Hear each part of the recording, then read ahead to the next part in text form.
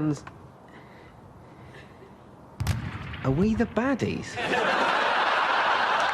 But you also had people that were very fine people on both sides.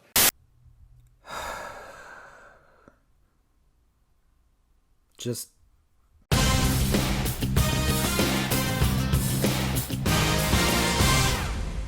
Welcome to The Pilot is Dead. My name's Matt Dressel, and every week... Okay, every other week... Okay, fine. Look, I know it's been a while since I've done an episode, but... I mean, you'd take a break too if you had to watch stuff like this. It's been a long 4 episodes. Wait, 4 episodes?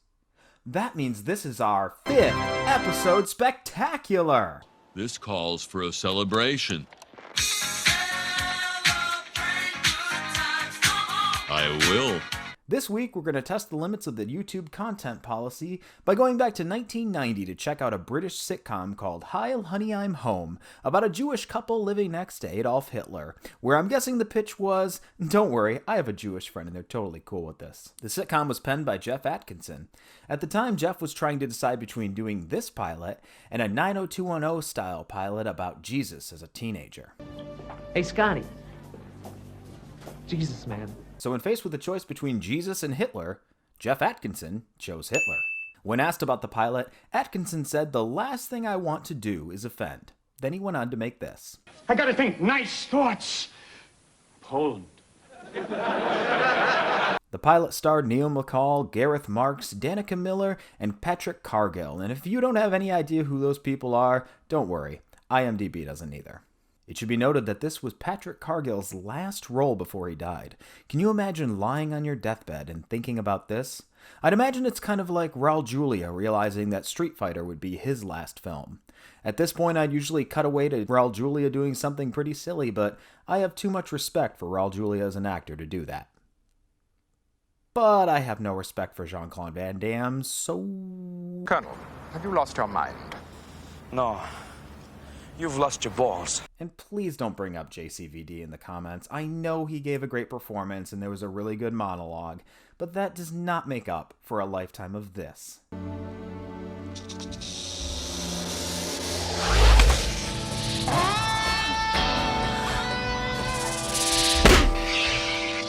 Also, if you think that I cut away to clips too much for a cheap joke... You can. Go fuck yourself. You piece of shit. Speaking of something that can go fuck itself... Heil Honey, I'm Home. So I'd like to be clear about something right up front. I know what they were trying to do. They just failed spectacularly at doing it. They wanted to be the producers, but they ended up being the producers. Or a bad episode of Family Guy.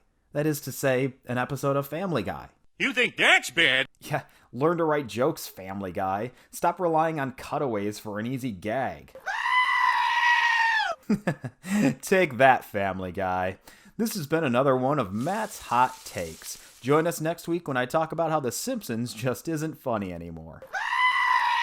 If you can't tell, I'm not in a huge hurry to get into the meat of this episode, so I'm really looking for any opportunity I can to go on a tangent. Hey, speaking of meat, remember Midnight Meat Train? Okay, fine. Heil Honey, I'm Home. Heil Honey. Heil Honey. Heil Honey. Heil Honey. Heil Honey. Hello. I'm home. Dick York is rolling over in his grave. Hang on a second. Yeah, he's dead. And for those of you who are too young to know who Dick York is, imagine Hitler, but a little less racist. Okay, fine. I didn't realize there were so many Dick York fans in my imaginary audience. So if you can't tell, the animated opening is a direct parody of the opening to Bewitched, while the show itself is a parody of The Honeymooners. I know. Usually my show is a cavalcade of 80s and 90s references, and now we're talking about British sitcoms and the 50s. I swear next week we'll get back to something we can all relate to. Oh. Yeah! The hell was that? Now the show's called Heil Honey, I'm Home, so I can only imagine it's going to start with... Heil Honey, I'm home! It's like that thing you know, but Hitler. By the way, they did end up taping 8 episodes of the show, but much like the Jerry Lewis Clown Holocaust film, this will most likely never see the light of day. That's right, Jerry Lewis made a film about a Jewish clown leading kids to the gas chambers in the Holocaust. Like classic Jerry Lewis, I'll bet it was hilarious. I'm laughing already. It's not a comedy. So Adolf Hitler comes home, that's never gonna sound right, and Eva Braun is mad at him because he's late for dinner. You may be big stuff in Germany, but I knew you and you were just a house painter. Boy, this is going to be some night. And I know this was 1990, but this script really plays like somebody quickly read Adolf Hitler's Wikipedia page and then wrote a script. On Monday, you had to meet with Goebbels. On Tuesday, von Ribbentrop. The Sudetenland. France. Okay. After some more jokes, Hitler smooths things over with Eva by letting her know that Neville Chamberlain is coming to dinner. And then this happens. Coochie, coochie, coochie. Smoochy, smoochy, smoochy. Coochie, coochie, coochie. You're my little black girl.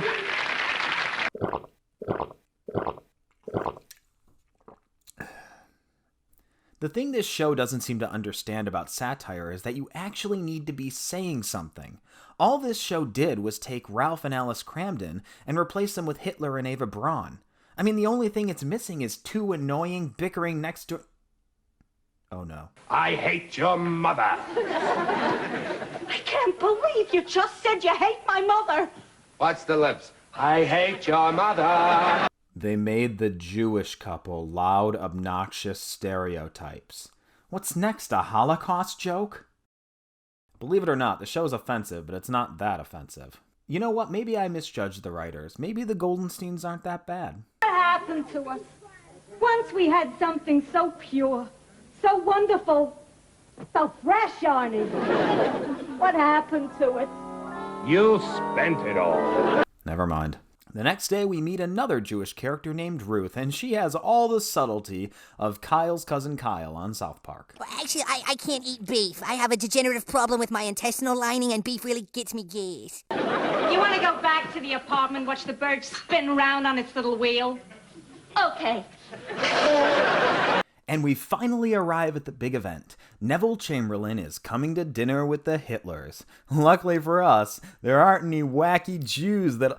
Okay, you know what? This is a really hard episode to write. I mean, you got Hitler being the hero, you have the Jews as annoying antagonists that show up unannounced, and then you have absolutely nothing of substance going on. And worse off, when you strip away all the Hitler stuff, it's just a boring sitcom with stupid jokes like this. And Adolph, what would you call a polar bear with 3 balaclavas on?